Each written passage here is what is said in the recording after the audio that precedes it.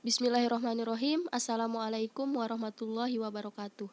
Kami dari kelompok 3 akan membahas terkait dengan teknik dari evaluasi baik berupa tes maupun non-tes. Anggota dari kelompok kami yang pertama yaitu Rahmawati, saya sendiri, kemudian Dizan Apriyadi Rizky, Baik Nur Aini Astuti Ayuningsih, dan yang terakhir Fahru Rozi. Pembahasan yang akan kami bahas dalam video ini yaitu terkait dengan yang pertama instrumen tes yang akan dibahas oleh saya sendiri, kemudian bentuk dari instrumen tes yang akan dibahas oleh Dizan Apriyadi Rizky, kemudian instrumen non-tes yang akan dibahas oleh Baik Nur Aini, dan yang terakhir terkait dengan bentuk instrumen non-tes yang akan dibahas oleh Fahru Rozi. Baiklah, langsung saja ke pembahasan yang pertama yaitu terkait dengan instrumen tes. Instrumen tes ini ada dua bagian. Yang pertama terkait dengan penyusunan kisi-kisi tes, dan yang kedua terkait dengan menentukan bentuk dari tes. Yang pertama, penyusunan kisi-kisi tes. Tes merupakan salah satu instrumen yang digunakan untuk melakukan pengukuran. Tes terdiri atas sejumlah pertanyaan yang memiliki jawaban benar atau salah, atau semua benar atau sebagian benar. Tujuan melakukan tes adalah untuk mengetahui pencapaian belajar atau kompetensi yang telah dicapai peserta didik dalam bidang tertentu. Hasil tes merupakan informasi tentang karakteristik seseorang atau sekelompok orang. Karakteristik ini dapat berupa kemampuan kognitif atau keterampilan dari seseorang. Kisi-kisi adalah suatu format atau matriks yang memuat kriteria tentang butir-butir soal yang akan ditulis. Kisi-kisi yang digunakan sebagai desain atau rancangan penulisan soal yang harus diikuti oleh penulis soal. Tujuan penyusunan kisi-kisi adalah agar perangkat tes yang akan disusun tidak menyimpang dari bahan atau materi, serta aspek tes yang akan diukur dalam tes tersebut. Atau dengan kata lain, kisi-kisi ini bertujuan untuk menjamin validitas isi dan relevansinya dengan kemampuan siswa. Kisi tes bentuk objektif maupun uraian yang baik akan memenuhi beberapa hal atau persyaratan, yaitu dapat mewakili isi kurikulum secara tepat dan memiliki sejumlah komponen-komponen yang jelas sehingga mudah dipahami. Komponen-komponen yang dimaksud adalah yang pertama terkait dengan standar kompetensi atau biasa disingkat dengan SK. SK ini merupakan kompetensi secara umum yang ingin dicapai dari pembelajaran yang diselenggarakan yang telah tercantum pada standar isi. Kemudian yang kedua yaitu kompetensi dasar atau biasa disingkat dengan KD. KD ini yang akan dicapai dari pembelajaran tersebut yang terdapat pada standar isi. Kemudian yang ketiga yaitu terkait dengan uraian materi. Uraian materi ini merupakan uraian dari materi pokok yang mengacu pada kompetensi dasar. Kemudian yang keempat yaitu bahan kelas. Bahan kelas ini terkait dengan di kelas mana tes ini akan diberikan. Kemudian yang kelima indikator, yaitu ciri atau tanda yang dijadikan patokan untuk menilai tercapainya kompetensi dasar atau suatu perumusan tingkah laku yang diamati untuk digunakan sebagai petunjuk tercapainya kompetensi dasar tersebut. Kemudian yang terakhir yaitu bobot soal. Bobot soal ini merupakan kedudukan suatu soal dibandingkan dengan soal lainnya dalam suatu perangkat tes. Kemudian terkait dengan komponen-komponen kisi-kisi tes yang kelima yaitu indikator. Dalam menyusun indikator, kita harus memperhatikan 4 ciri-ciri yang di bawah. Yang pertama, ciri-ciri perilaku kompetensi dasar yang dipilih. Yang kedua, satu atau lebih kata kerja operasional.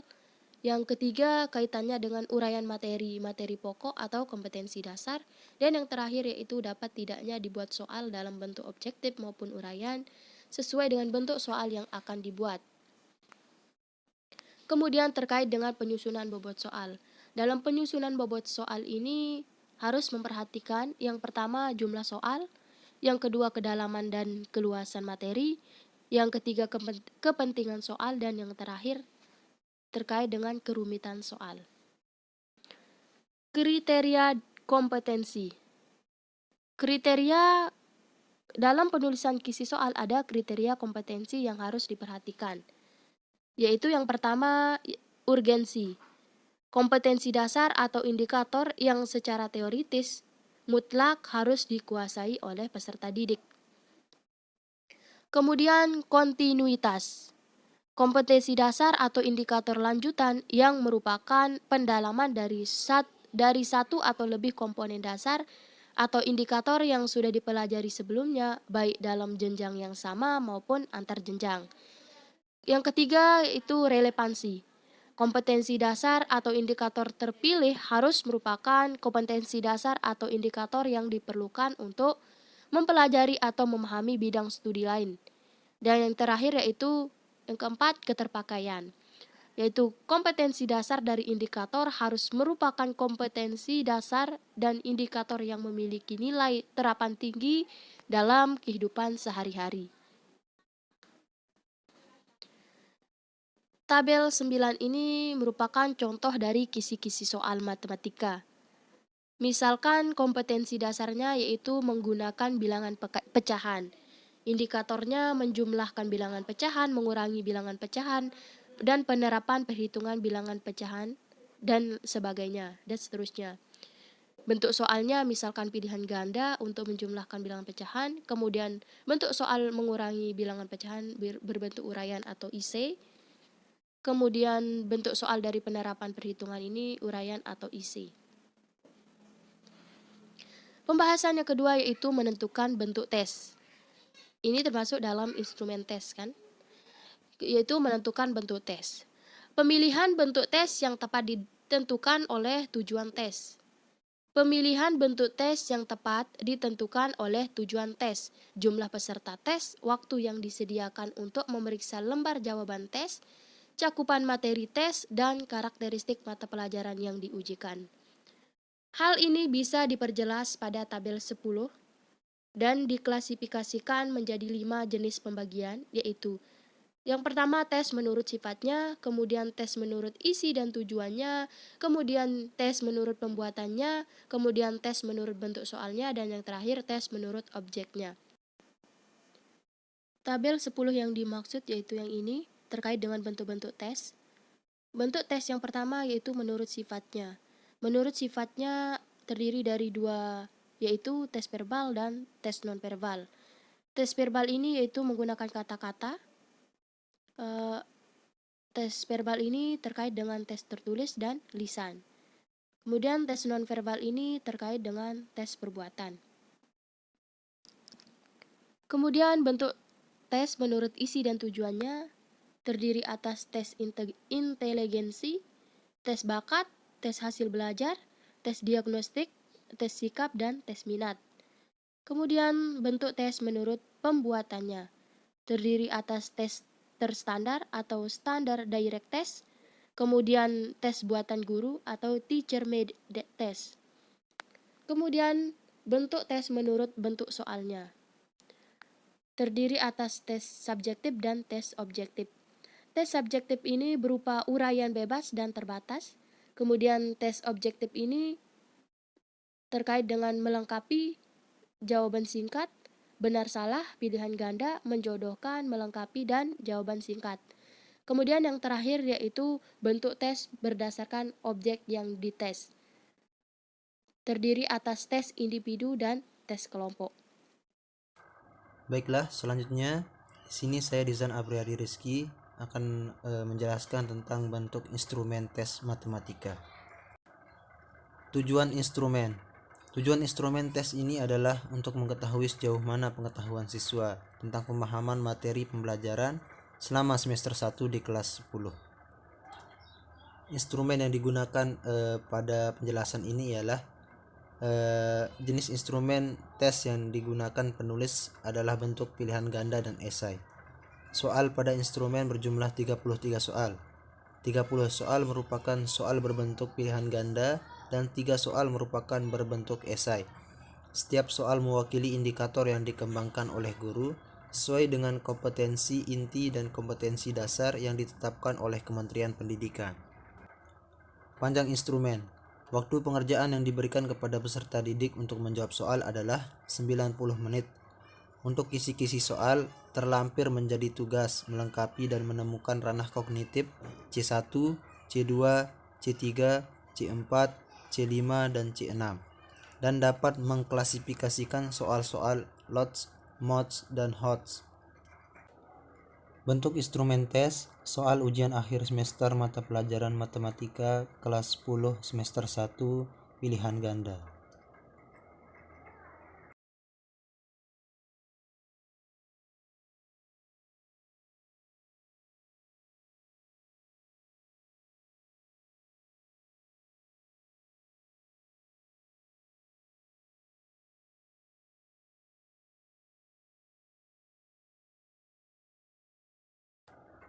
Selanjutnya bentuk instrumen tes yang berbentuk soal esai. Kunci jawaban instrumen dari soal yang berbentuk pilihan ganda. Selanjutnya kunci jawaban instrumen yang berbentuk soal esai.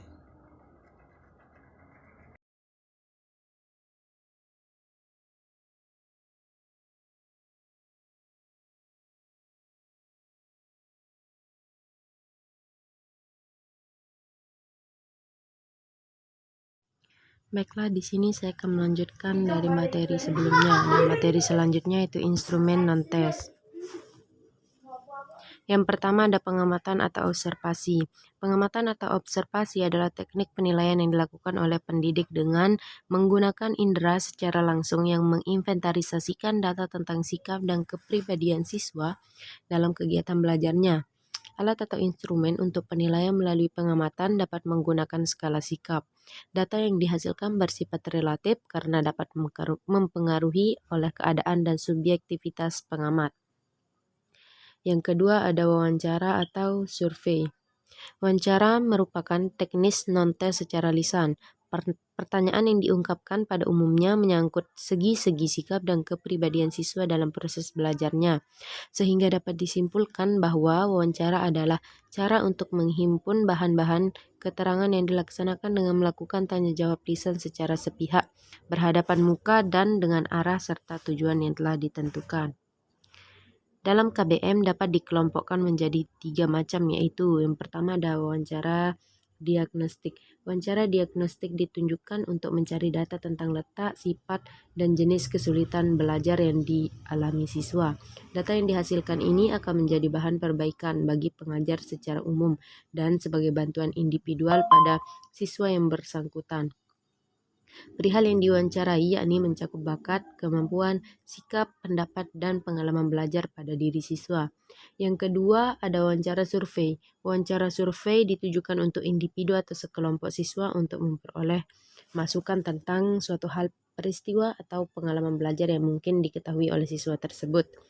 Dengan melakukan wawancara ini, guru akan mengetahui tentang tanggapan dan keinginan siswa serta masalah lain, baik yang bersifat akademik maupun non-akademik. Dan yang ketiga ada wawancara penyembuhan. Wawancara penyembuhan dimaksudkan untuk memberikan upaya bantuan kepada siswa sehingga siswa yang diwawancarai tidak lagi mengalami kesulitan belajar matematika. Nah, wawancara ini tidak hanya memuat pertanyaan yang harus dijawab langsung oleh siswa, tetapi juga memuat saran dan solusi atau jalan keluar dari permasalahan yang dihadapi oleh siswa tersebut. Dan yang ketiga ada angket atau kuesioner. Tujuan penggunaan angket atau kuesioner dalam proses pembelajaran terutama adalah untuk memperoleh data mengenai latar belakang peserta didik sebagai salah satu bahan dalam menganalisis tingkah laku dan proses belajar mereka. Nah, di samping itu juga untuk memperoleh data sebagai bahan dalam menyusun kurikulum. Berdasarkan kebebasan respondennya, maka angket dapat diklasifikasikan menjadi 2, yaitu ada angket terbuka dan angket tertutup. Yang dimana angket terbuka atau angket ini disebut terbuka karena respondennya bebas menjawab atas pertanyaan yang tidak disediakan jawaban yang dipilih, sehingga Responden harus menyusun sendiri jawaban yang dipandangnya relevan dengan materi yang ditanyakan. Dan yang kedua ada angket tertutup. Angket tertutup yakni angket yang menyediakan jawaban dari pertanyaan yang diberikan sehingga responden hanya tinggal memilihnya. Selanjutnya yang keempat ada inventory atau inventory. Inventory pada hakikatnya tidak banyak berbeda dengan angket. Inventory mengandung sejumlah pertanyaan yang tersusun dalam rangka mengetahui tentang sikap, pendapat, dan perasaan siswa terhadap KBM. Nah, data sebagai informasi umumnya telah disediakan dalam bentuk pilihan ganda yang harus dipilih oleh siswa. Inventory pada hakikatnya tidak banyak berbeda dengan angket. Inventory disebut juga unstructured questionnaire. Dan yang kelima ada daftar cek atau checklist dan daftar skala bertingkat atau rating scale. Daftar cek atau checklist adalah sederetan pertanyaan atau pernyataan yang dijawab oleh responden dengan membubuhkan tanda cek pada tempat yang telah disediakan. Sedangkan skala bertingkat adalah sejenis daftar cek dengan kemungkinan jawaban terurut menurut tingkat atau hierarki. Dan yang keenam ada tes kinerja. Tes kinerja dalam hal ini adalah berbagai jenis tes yang dapat berbentuk tes keterampilan tertulis, tes identifikasi, tes simulasi, uji petik kerja, dan sebagainya. Dan yang ketujuh ada demonstrasi. Teknik demonstrasi dapat dilakukan dengan cara mengumpulkan data kuantitatif dan kualitatif sesuai dengan kompetensi yang dinilai. Dan yang kedelapan ada portofolio. Portofolio adalah kumpulan dokumen dan karya-karya peserta didik dalam karya tertentu yang diorganisasikan untuk mengetahui minat, perkembangan belajar, dan prestasi siswa. Dan yang kesembilan ada jurnal. Jurnal pada dasarnya merupakan catatan siswa selama berlangsungnya proses pembelajaran, sehingga jurnal berisi deskripsi proses pembelajaran dengan kekuatan dan kelemahan siswa terkait dengan kinerja atau sikap. Dan yang ke-10 ada penilaian diri. Penilaian diri merupakan teknik penilaian yang digunakan agar peserta didik dapat mengemukakan kelebihan dan kekurangan diri dalam berbagai hal. Selanjutnya yang terakhir ada penilaian antar teman atau teman sejawat. Penilaian antar teman ini dilakukan dengan meminta siswa mengemukakan kelebihan dan kekurangan teman dalam berbagai hal.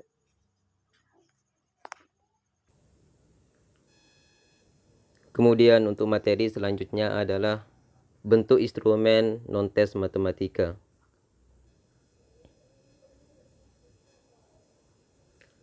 Pada bentuk instrumen non-tes matematika ada 5 poin penting yang akan dibahas. Yang pertama adalah tujuan instrumen, yang kedua adalah jenis instrumen non-tes yang digunakan, kemudian yang ketiga adalah skala yang digunakan, kemudian yang keempat adalah kisi-kisi instrumen non-tes, yang kelima adalah bentuk instrumen non-tes. Yang pertama adalah tujuan instrumen. Jadi tujuan instrumen non-tes ini adalah untuk mengetahui sejauh mana minat peserta didik terhadap mata pelajaran matematika kelas 10 semester 1. Kemudian yang kedua adalah jenis instrumen non-tes yang digunakan. Jadi jenis instrumen yang digunakan adalah instrumen berbentuk kuesioner. Kemudian waktu menjawab instrumen adalah 15 menit. Jumlah soal instrumen non-tes adalah 30, di mana 17 merupakan pernyataan positif dan 13 merupakan pernyataan negatif. Kemudian skala yang digunakan. Jadi skala penilaian yang digunakan dalam instrumen ini adalah jenis skala Likert, di mana skala Likert ini adalah suatu skala psikometrik yang umum digunakan dalam angket dan merupakan skala yang paling banyak digunakan riset berupa survei. Kemudian kisi-kisi instrumen non-tes. Untuk variabel di sini adalah minat siswa-siswi tingkat SMA kelas 10 terhadap mata pelajaran matematika. Untuk indikator, yang pertama adalah ketertarikan dalam membaca buku matematika, di mana akan disajikan pada pernyataan poin 1, 2, 3, dan 4, di mana poin 1 dan 2 ini termasuk dalam pernyataan positif, kemudian poin 3 dan 4 ini termasuk ke dalam poin nomor pernyataan yang negatif. Kemudian yang kedua adalah mengerjakan tugas matematika dengan baik. Akan disajikan pada nomor pernyataan 5, 6, 7, 8, dan 9, di mana 5, 6, 7 ini termasuk dalam poin pernyataan yang positif dan 8, sedangkan 8, 9 ini poin pernyataan yang negatif. Kemudian mempelajari indikator mempelajari matematika. Ini akan disajikan dalam nomor pernyataan 10, 11, 12, dan 13, di mana 10, 11, dan 12 ini pernyataan yang positif dan 13 ini pernyataan yang negatif. Kemudian memiliki indikator memiliki buku matematika. Akan disajikan dalam nomor pernyataan 14 dan 15, di mana poin 14 ini pernyataan yang positif, sedangkan 15 ini pernyataan yang negatif. Kemudian indikator memiliki catatan matematika. Akan disajikan dalam poin 16, 17, 18, 19, dan 20, di mana pernyataan 16, 17, dan 18 ini masuk ke dalam pernyataan yang positif, kemudian 19 dan 20 masuk ke dalam pernyataan yang negatif. Kemudian indikator mengikuti pembelajaran matematika. Nomor pernyataan 21, 22, 23, 24, dan 25 ini termasuk ke dalam pernyataan yang positif. Kemudian pernyataan 26, 27, 28, 29, 30 ini termasuk ke dalam pernyataan yang negatif. Sehingga jumlah keseluruhannya adalah 30, di mana 17 merupakan pernyataan yang positif dan 13 merupakan pernyataan yang negatif. Kemudian bentuk instrumen non-tes. Bentuk instrumen non-tes adalah kuesioner, di mana di sini ada nama identitas, nomor induk, kemudian kelas yang akan ditulis oleh siswa atau siswi. Kemudian untuk pengantar, angket ini merupakan suatu tes dan tidak berpengaruh terhadap hasil belajar Anda di sekolah. Maka istilah angket ini dengan sebaik-baiknya dan tanpa ada rasa khawatir, Anda diharapkan menjawab dengan jujur dan teliti sesuai dengan keadaan Anda yang sebenarnya pada saat ini. Jawaban Anda bersifat pribadi dan dijaga kerahasiaannya. Oleh karena itu, kerjakanlah angket ini secara jujur dan sungguh-sungguh dengan petunjuk pengerjaan di bawah ini. Untuk petunjuk pengerjaan, yang pertama adalah tuliskan identitas Anda pada tempat yang tersedia. Yang kedua adalah bacalah pernyataan pada angket di bawah ini secara teliti dan cermat. Kemudian yang ketiga adalah pilihlah jawaban yang sesuai dengan keadaan Anda dengan memberi tanda contreng pada gambar tersebut pada kolom pilihan. Kemudian yang keempat adalah jawaban sesuai dengan kenyataan yang ada sehingga kesimpulan yang diambil dari data ini bisa benar. Kemudian yang kelima adalah periksa kembali nomor pernyataan, jangan sampai ada yang terlewatkan.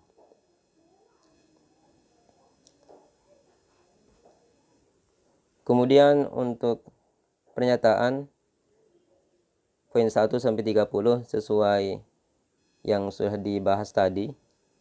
Yang pertama adalah saya suka membaca buku matematika setiap malam. Jadi untuk siswa nanti akan dipilih apakah sangat setuju atau ragu, tidak setuju atau sangat tidak setuju. Begitupun untuk nomor selanjutnya. Nomor 2 adalah buku matematika menarik untuk dibaca. Nomor 3, saya tidak suka membaca buku matematika. Yang keempat, buku matematika tidak menarik. Yang kelima, saya selalu menyelesaikan tugas matematika tepat waktu. Yang keenam, saya selalu mengerjakan soal di buku cetak tanpa disuruh oleh guru. Yang ketujuh, saya suka mengerjakan soal yang berhubungan dengan matematika. Yang kedelapan, saya tidak suka mengerjakan tugas matematika sendiri. Yang kesembilan, mengerjakan tugas tidak membantu meningkatkan pemahaman saya tentang mata pelajaran matematika. Yang ke-10, saya selalu belajar matematika di rumah sehari sebelum pembelajaran matematika di sekolah. Yang ke-11, saya selalu menggunakan medsos untuk mencari materi mengenai mata pelajaran matematika. Yang ke-12, saya suka mempelajari kembali materi matematika saat tiba di rumah. 13, pelajaran matematika tidak penting buat saya. Yang 14, saya berusaha membeli buku matematika walaupun harganya mahal. Yang ke-15, saya tidak suka membeli buku matematika. Yang ke-16, saya selalu mencatat hal-hal penting saat belajar matematika. 17, catatan sangat membantu dalam proses pembelajaran matematika. Yang ke-18, saya selalu mencatat sebelum disuruh oleh guru. 19, catatan matematika perlu karena sudah ada buku cetak. 20, saya tidak suka mencatat saat pelajaran matematika. 21, saya tidak pernah datang terlambat saat pelajaran matematika. 22, saya selalu bertanya saat pelajaran matematika. 23, saya selalu naik mengerjakan soal di papan tulis. 24, saya selalu memperhatikan penjelasan guru saat proses pembelajaran matematika. 25, belajar secara berkelompok sangat membantu saya untuk memahami materi matematika. 26, saya jarang bertanya kepada guru saat pembelajaran matematika. Yang 27, saya sering mengantuk saat pelajaran matematika. 28, saya lebih suka cerita dengan teman saat pelajaran matematika. 29, saya suka bolos sekolah saat mata pelajaran matematika. 30, pembelajaran matematika membosankan. Untuk keterangan SS ini maksudnya sangat setuju, yang S ini setuju, kemudian yang R ini adalah ragu, kemudian TS ini adalah tidak setuju, kemudian STS ini adalah sangat tidak setuju. Sekian dan terima kasih dari kelompok kami. Kurang dan lebihnya mohon maaf. Wassalamualaikum warahmatullahi wabarakatuh.